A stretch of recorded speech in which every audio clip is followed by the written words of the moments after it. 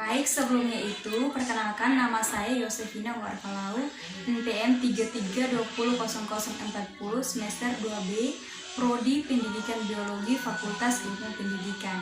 Nah, di sini saya membuat video ini dengan tujuan untuk melengkapi tugas mata kuliah saya, yaitu multimedia pembelajaran.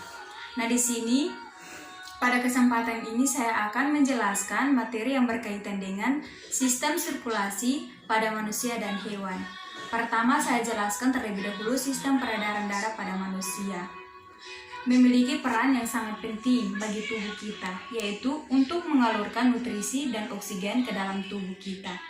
Dan sistem ini berperan dalam proses metabolisme.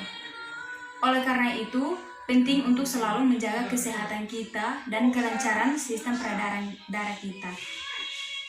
Nah, di sini saya akan menjelaskan sistem peredaran darah manusia itu memiliki beberapa fungsi, diantaranya di sini. Pertama, mengeluarkan sistem proses metabolisme. Yang kedua, mengalurkan hormon ke seluruh tubuh. Yang ketiga, menjaga suhu tubuh kita agar tetap stabil. Yang keempat, mempertahankan sistem organ dalam tubuh. Dan yang kelima, mendukung proses pemulihan luka. Nah, di sini saya akan menjelaskan lagi sistem peredaran pada manusia itu tersusun atas. Pertama itu jantung. Jantung di sini berfungsi untuk memompa darah ke seluruh tubuh. Dan di sini di dalam jantung terdapat 4 ruang yang terbagi menjadi 2 bilik dan 2 serambi. Serambi dan bilik jantung berisi darah bersih dan yang kaya oksigen, sedangkan bilik dan serambi kanan berisi darah kotor. Dan di sini 2 pembuluh darah. Pembuluh darah di sini berfungsi untuk mengedarkan darah dari jantung ke berbagai organ dan jaringan tubuh.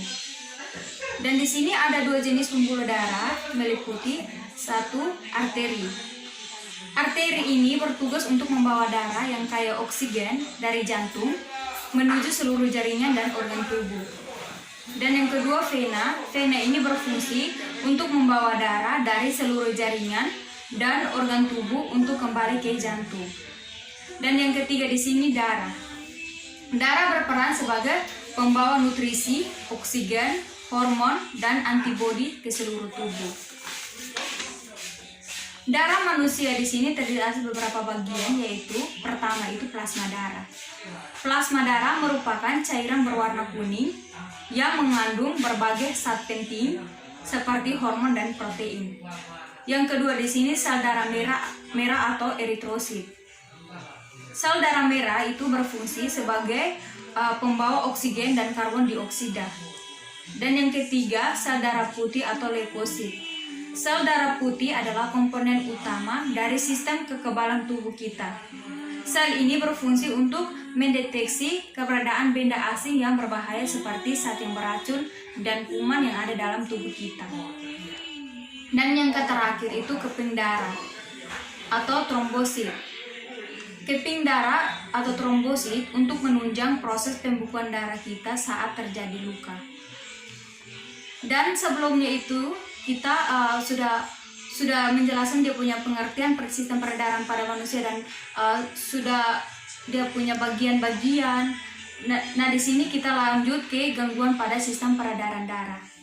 Macam-macam penyakit yang terjadi pada sistem peredaran darah di sini. Pertama, hipertensi atau tekanan darah tinggi.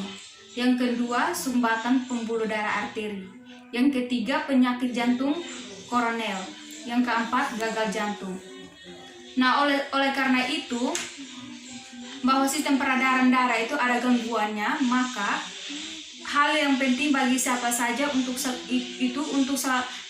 harus selalu menjaga kesehatan sistem peredaran darah kita dengan cara menerapkan pola hidup sehat, yaitu berolahraga secara rutin, mengonsumsi makanan yang bergizi, membatasi asupan garam dan lemak, dan tidak merokok, serta menjaga berat badan sehingga tetap ideal, dan pemeriksaan kesehatan kedokteran secara rutin. Dan di sini kita lanjut pada sistem sirkulasi pada hewan. Sistem sirkulasi pada hewan terdiri dari 2, yaitu pertama sistem peredaran darah terbuka. Pada sistem darah ini digantikan dengan hemolimfa. Dan hemolimfa ini memiliki fungsi yang sama dengan darah, namun tidak mengandung hemoglobin, sehingga tidak berwarna merah. Contohnya hewan yang memiliki sistem peredaran terbuka yaitu pertama itu moluska. Nah, di sini perlu kita tahu bahwa moluska itu hewan yang bercangkang maupun tidak, seperti cumi-cumi, siput, dan kerang. Yang kedua di sini arthropoda, yaitu hewan yang berwas-was atau berbuku-buku seperti serangga, laba-laba, dan udang. Yang kedua di sini sistem peredaran darah tertutup. Sistem peredaran darah tertutup adalah sistem yang mengedarkan darah dan getah bening di dalam pembuluh darah. Contohnya dari sistem peredaran darah tertutup pada hewan yaitu cacing tanah.